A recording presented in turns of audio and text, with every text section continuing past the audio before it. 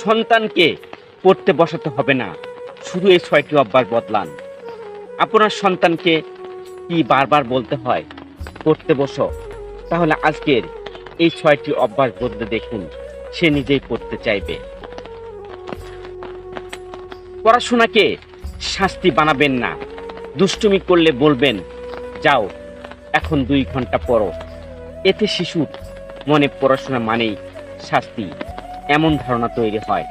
২, ছোট ছোট লক্ষ্য দিন, একসাথে ৩ ঘন্টা নয়। বলুন ২০ মিনিট মন দিয়ে পড়ো, তারপর ৫ মিনিট বিরতি। ছোট লক্ষ্য পূরণ করলে আত্মবিশ্বাস বাড়ে। তুলনা নয়, প্রশংসা করুন। পাশের বাসার ছেলে তোমার চেয়ে ভালো, এই কথাটি শিশুর আত্মবিশ্বাস ভেঙে দেয়। বরং বলুন, গতকালের চেয়ে আজ তুমি অনেক ভালো করেছো।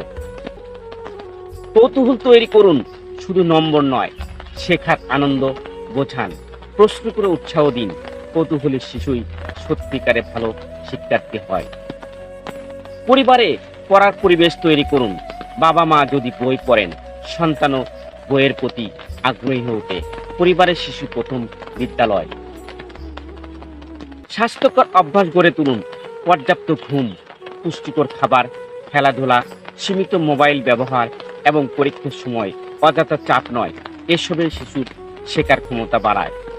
মনে রাখবেন, সন্তানকে জোর করে নয়, সঠিক পরিবেশ দিয়েই পড়াশোনার প্রতি ভালোবাসা তৈরি করা যায়। ভিডিওটি প্রতিটি অভিভাবকের কাছে পৌঁছে দিতে শেয়ার করুন।